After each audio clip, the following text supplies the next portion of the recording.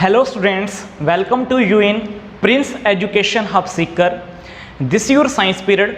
Today we have start in chapter number 16 in a light new topic is visually challenged person can be read and write. तो हमारे पास जो visually challenge person होते हैं क्या वो read कर सकते हैं, क्या वो राइट कर सकते हैं? यस कर सकते हैं बेटा, ठीक है। विजुअली चैलेंज क्या होते हैं बेटा, सुनो ध्यान से। अब इसके बारे में पहले सुनो, ठीक है, फिर आगे इसके बारे में आपको अच्छे से समझ में आ जाएगा। ओके, तो सबसे पहले देखो, आपने कई पर्सन देखे होंगे अपने आसपास के एरिया के अंदर कि कई पर्सन जो होते हैं इनको बहुत ही कम दिखाई देता है, मतलब जिनकी पुअर विजन होती है, ठीक है, मतलब उनको बहुत दूर का या बहुत पास का दिखाई अच्छे से नहीं देता।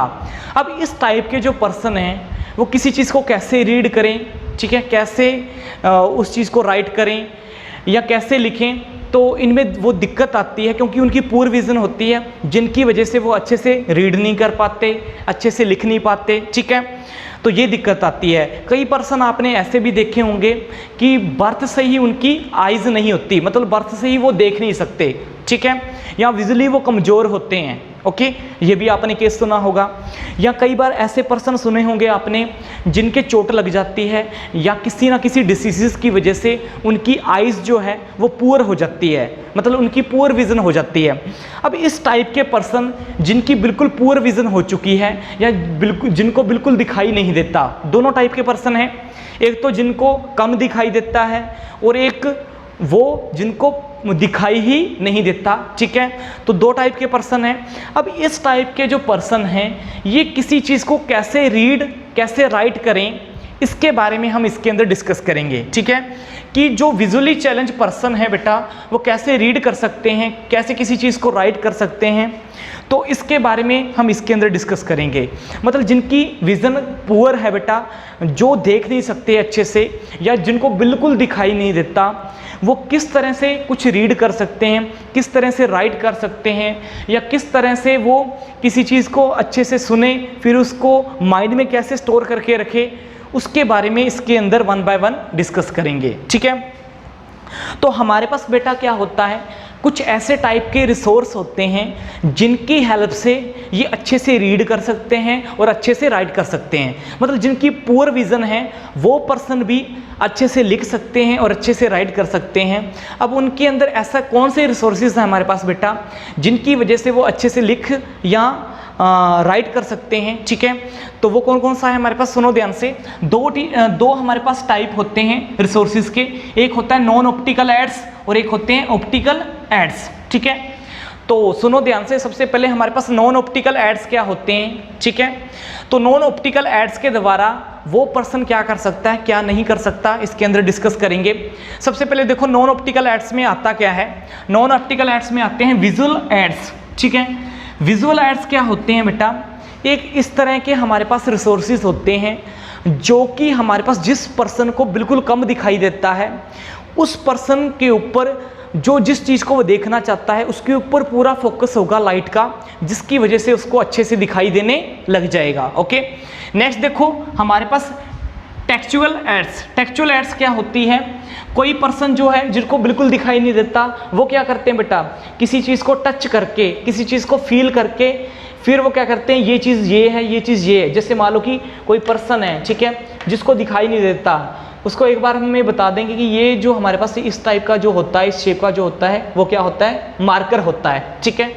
तो वो इससे आइडिया लगा सकते हैं टच करके, ठीक है, कि ये चीज़ ये है ये चीज़ ये है। तो वो होती है टेक्सचुअल एड्स जिनके द्वारा इजीली से वो किसी चीज़ को टच करके ये बता सकते हैं कि ये चीज़ ये ऑब्जेक्ट है ये चीज़ ये ऑब्जेक्ट है। ओके, थर्ड हमारे पास क्या होता है बेटा, ऑडिटरी एड्स। ऑडिटरी एड्स क्या होती हैं, आपने सुना होगा बेटा, काफ़ी चीज़ें ऐसे हमारे आसपास के एरिया के अंदर आती हैं। जो पर्सन जिनकी आंखें कमज़ोर होती हैं तो वो क्या करते हैं बेटा, किसी चीज़ को जैसे टेप रिकॉर्डर होता है या सीडी होती है या बोलने वाला कैलकुलेटर होता है, ऐसे कुछ इलेक्ट्रॉनिक डिवाइस होते हैं जिनकी हेल्प से वो क्या कर सकते हैं, सुन सकते हैं उस चीज़ को और अच्छे से समझ सकते हैं। तो जो हमारे पास ऑडिटरी एड्स होती हैं उनकी हेल्प से भी उनको काफ़ी कुछ सीखने को मिलता है। ओके, नेक्स्ट देखो इलेक्ट्रॉनिक एड्स। इलेक्ट्रॉनिक एड्स जो होते हैं हमारे पास वो क्या होते हैं, जैसे टेप रिकॉर्डर हो गया, बोलने वाला कैलकुलेटर हो गया, बोलने वाला हमारे पास क्या हो गया, कंप्यूटर हो गया, ठीक है, सीडी प्लेयर हो गया। तो इसकी हेल्प से भी वो क्या कर सकते हैं, किसी चीज़ को अच्छे से समझ सकते हैं। तो इस सबसे पहले हमारे पास क्या था बेटा, नॉन ऑप्टिकल एड्स थे, जिनकी हेल्प से पुअर विजन वाले हमारे पास पर्सन क्या कर सकते हैं बेटा, अच्छे से किसी चीज़ को देख सकते हैं, ठीक है। मतलब उनके ऊपर क्या करेगा, उस चीज़ के ऊपर ज़्यादा लाइट फोकस होगी, जिसकी वजह से उनको दिखाई देना स्टार्ट हो जाएगा। प्लस टेक्सचुअल एड्स में क्या होता है, वो किसी चीज़ को फील करके मतलब टच करके किसी चीज़ को बता सकते हैं कि ये चीज़ ये है, ये चीज़ ये है, ठीक है। ऑडिटरी एड्स के अंदर क्या होता है हमारे पास बेटा, ऑडिटरी जो एड्स होती हैं उनके द्वारा किसी चीज़ को सुन के वो अच्छे से समझ सकते हैं, ओके।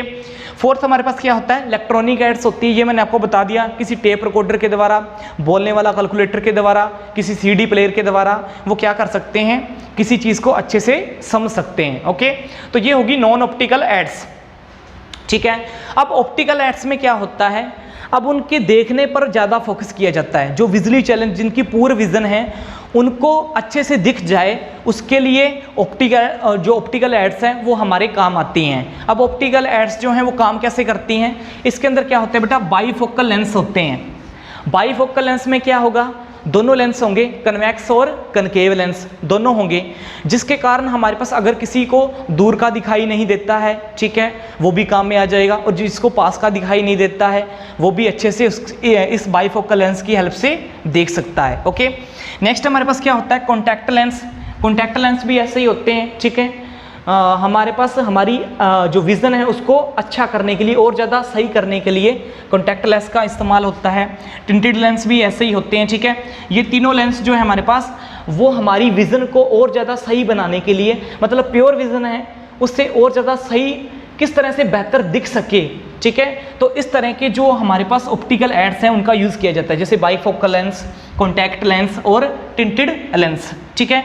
मैग्नीफायर्स, मैग्नीफायर्स क्या होते हैं, मैग्नीफायर क्या करते हैं, जैसे मान लो कि किसी पर्सन को जो वर्ड हैं वो बहुत छोटे दिखाई देते हैं, तो मैग्नीफायर क्या करता है, उस वर्ड्स को बड़ा बना देता है, ठीक है। अगर किसी वर्ड्स को बड़ा बना देंगे तो वो अच्छे से हमें दिख सकता है। मान लो कोई वर्ड है, ये जैसे मान लो कि ये छोटे छोटे वर्ड हैं, पर्सन है यहाँ पे लिख रखा, तो इसको मैग्नीफायर, अगर मैग्नीफायर लगा के देखूंगा तो ये पर्सन मेरे को इतना बड़ा दिखाई देगा। तो इतना बड़ा अगर दिखाई देगा वर्ड तो हम अच्छे से समझ सकते हैं उसकी हेल्प से कि हमारा विज़न जो है वो क्या हो गया, और ज़्यादा बेहतर बन गया, ठीक है। तो मैग्नीफायर लगा के भी क्या कर सकते हैं, अच्छे से किसी वर्ड्स को पहचान सकते हैं, ठीक है। टेलीस्कोप एड्स, टेलीस्कोप क्या होता है, जो दूरबीन होती है हमारे पास, ठीक है, उसकी हेल्प से भी क्या होता है बेटा, हम किसी चीज़ को अच्छे से देख सकते हैं। तो यहाँ पे क्या था बेटा, नॉन ऑप्टिकल एड्स और ऑप्टिकल एड्स दोनों थी, जिसकी वजह से एक विजुअली चैलेंज पर्सन जो होता है, जिसको कम दिखाई देता है, ठीक है, वो अच्छे से किसी चीज़ को रीड या राइट या अच्छे से किसी चीज़ को सुन सकता है, ओके। तो हमारे पास इसके अंदर क्या होगा बेटा कि हमारे पास जो विजुअली चैलेंज पर्सन है उसके लिए ये जो नॉन ऑप्टिकल एड्स हैं या ऑप्टिकल एड्स हैं ये बनाई गई हैं, ठीक है। तो इनकी हेल्प से उसकी कुछ हेल्प हो सकती है कि वो उस चीज़, इन चीज़ों की हेल्प से किसी चीज़ को अच्छे से समझ सकता है और लिख भी सकता है और राइट भी कर सकता है। तो ये एड्स हमारे बहुत ज़्यादा काम आती हैं, जिनकी विज़न बेटा क्या है, पुअर है, ठीक है। तो पुअर विज़न वाले पर्सन जो हैं उनको नॉन ऑप्टिकल एड्स और ऑप्टिकल एड्स प्रोवाइड की जाती हैं, जिसके अंदर हमारे पास मैंने आपको बता दिया था, विजुअल एड्स आएगा, टेक्सचुअल एड्स आएगा, ऑडिटरी एड्स आएगा, इलेक्ट्रॉनिक एड्स आएगा, बाईफोकल लेंस आएंगे, कॉन्टैक्ट लेंस आएंगे, टिंटेड लेंस आएंगे, मैग्नीफायर लेंस आएंगे या टेलीस्कोप एड्स आएंगी। अब ये डिपेंड करता है कि किस चीज़ को उसको ज़्यादा ज़रूरत है। वो पहले जो डॉक्टर होते हैं उनका जो पूरा का पूरा आई का ट्रीटमेंट देखेंगे कि इसकी कितनी हद तक पुअर विज़न है, ठीक है। तो उसी ट्रीटमेंट के अकॉर्डिंग इनको एड्स प्रोवाइड की जाती हैं उस विजुअली चैलेंज वाले पर्सन को, ओके।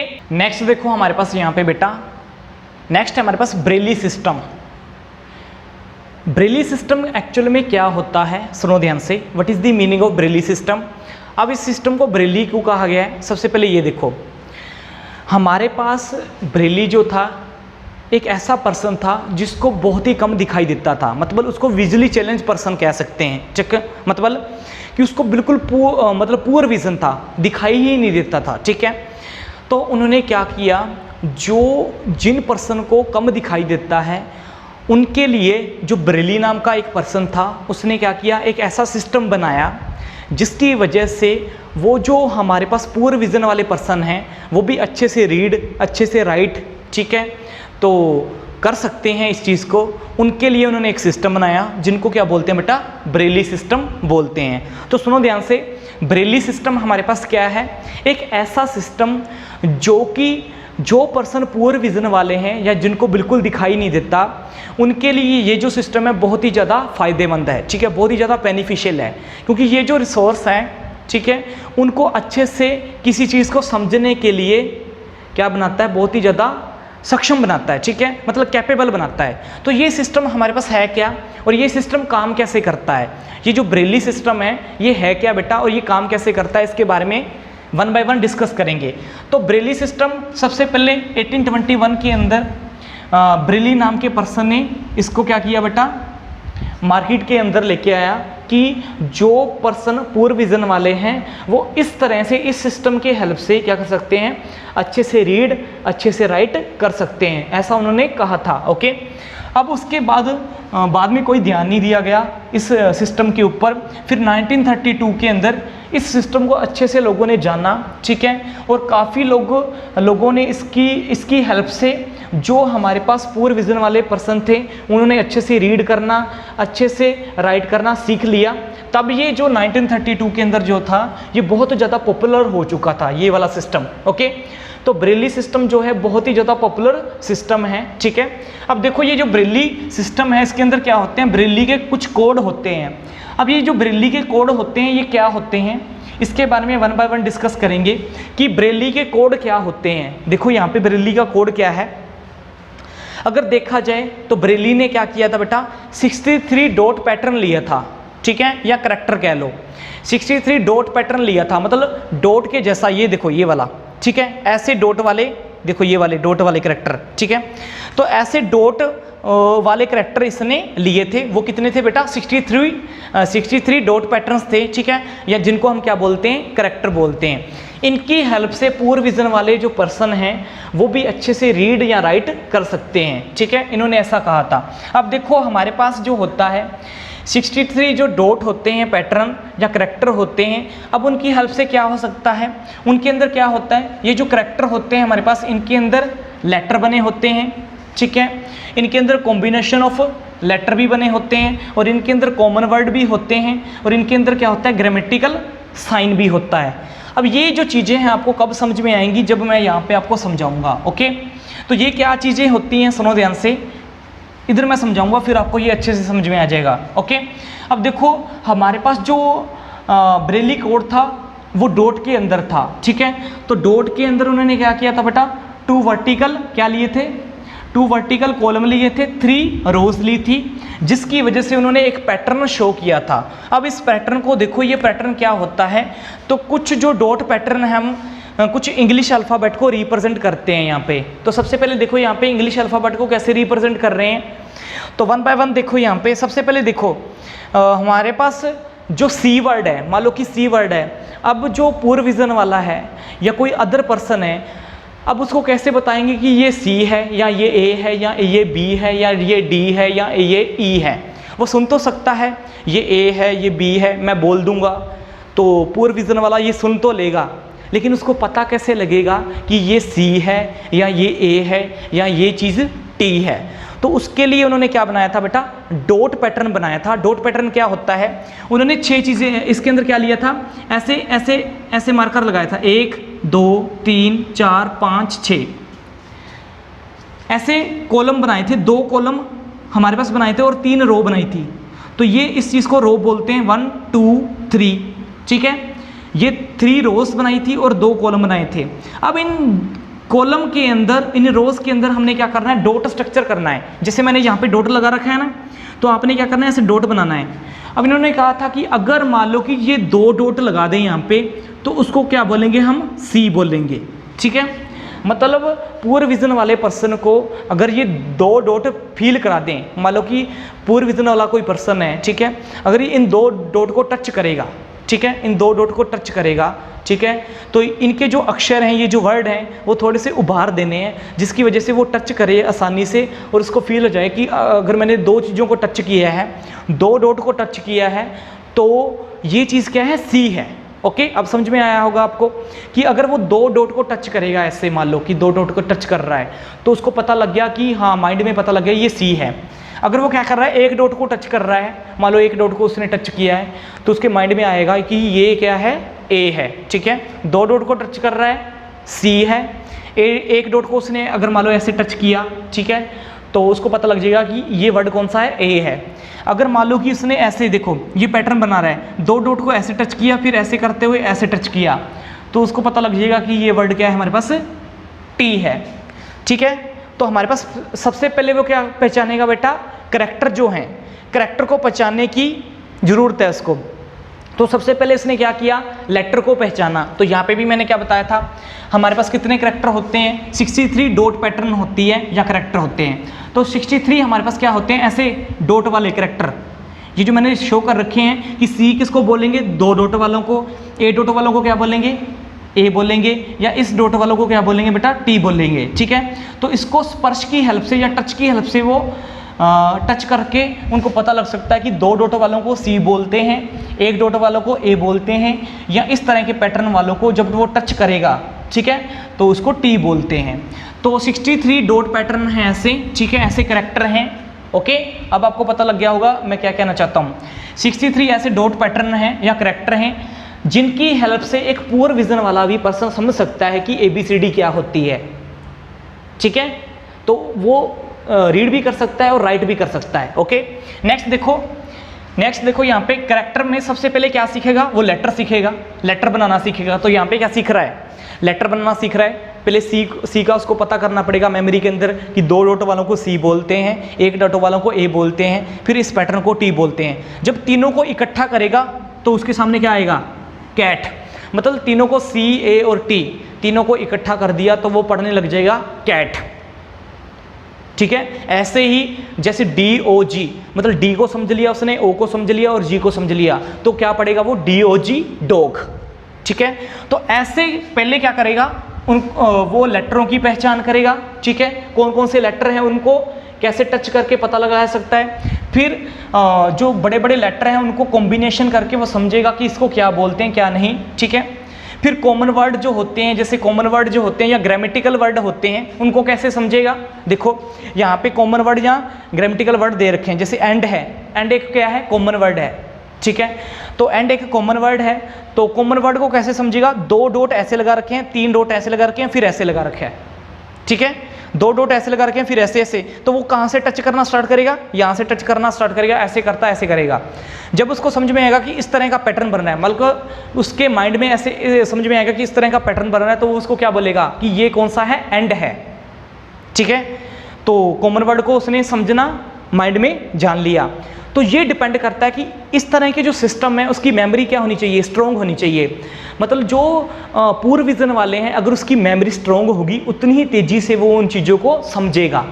जैसे मान लो कि कोमा है, तो कोमे को कैसे पहचानेगा, नीचे जो दो डॉट लगे हुए हैं उनको जब वो टच करके फील करेगा तो उसको पता लग जाएगा कि दोनों को टच किया है, तो ये इसको क्या बोलते हैं बेटा, कोमा बोलते हैं। ओके, तो ऐसे करके जो पूर्व विजन वाला पर्सन है वो किसी चीज़ को अच्छे से रीड कर सकता है, राइट कर सकता है, दोनों चीज़ें कर सकता है। ओके, तो हमारे पास आपने क्या देखा बेटा, मैंने कुछ इंग्लिश के अल्फ़ाबेट लिए, इसके अंदर सी को समझाया कैसे पूर्व विजन वाला समझ सकता है, ए को कैसे समझ सकता है, टी को कैसे समझेगा, एंड को कैसे समझेगा, या कोमा को कैसे वो फील करेगा।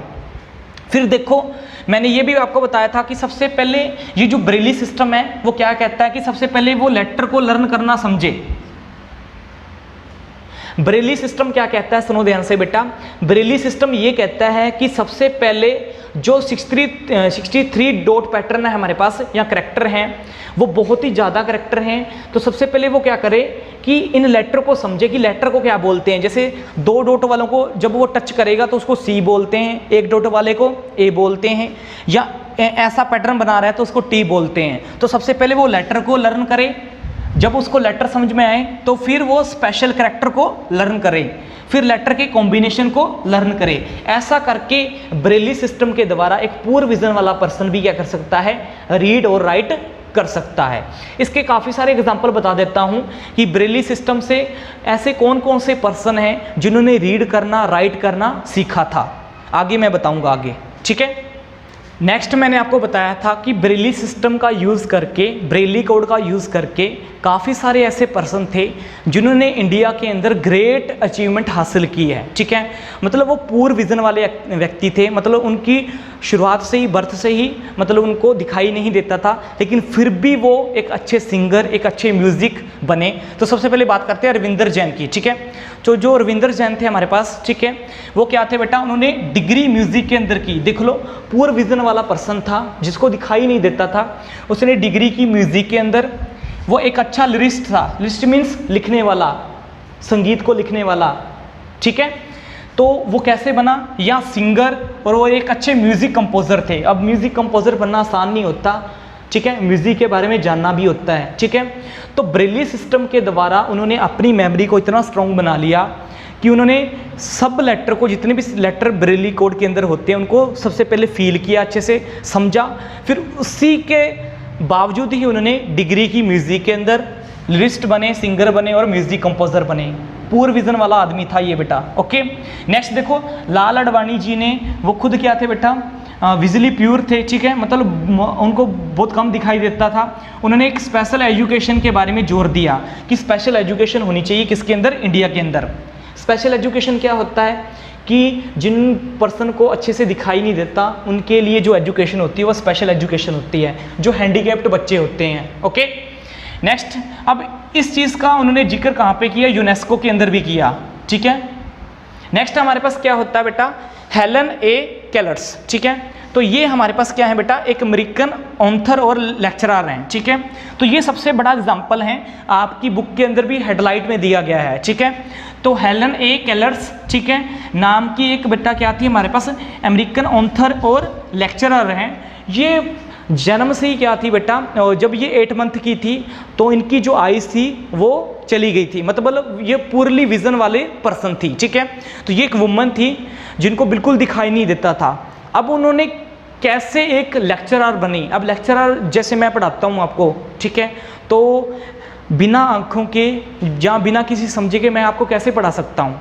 और ये ऑथर भी थी, लिखती भी थी किताबें, और प्लस लेक्चरर भी थी, तो बिना किसी आंखों के कैसे पढ़ा सकते हैं, बहुत ज़्यादा चैलेंज होता है। लेकिन फिर भी इन्होंने इतनी मेहनत की, ब्रेली सिस्टम को यूज़ करके इन्होंने अच्छे से लेटर को लिखना, समझना, सब कुछ किया। उसके बाद इन्होंने एक अच्छी ऑथर और एक अच्छी लेक्चरर बनी, और उन्होंने ग्रेजुएशन भी की पूरे विजन होने के बावजूद भी। और काफ़ी सारी, सबसे बड़ी बात ये है बेटा, काफ़ी सारी इन्होंने बुक्स भी लिखी। अब आप ये कहोगे कि जिसको सर पर्सन को दिखाई नहीं देता वो इतनी सारी बुक्स कैसे लिख सकता है, तो ये हुआ है, ठीक है। स्टोरी ऑफ माई लाइफ इनकी फेमस बुक थी जो 1903 के अंदर पब्लिश हुई थी, ओके।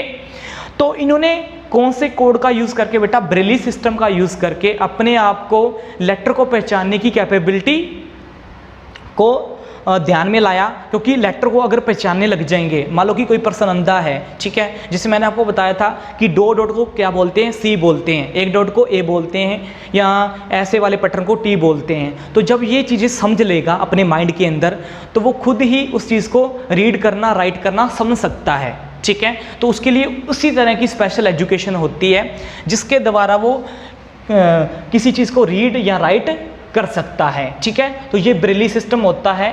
जो पर्सन हैंडीकैप्ड होते हैं, ठीक है, आइज़ की वजह से, तो उनके लिए ये जो सिस्टम होता है बहुत ही ज़्यादा बेनिफिशियल होता है। तो ये हमारे पास था ये बेटा लाइट का chapter. Thanks for watching this video.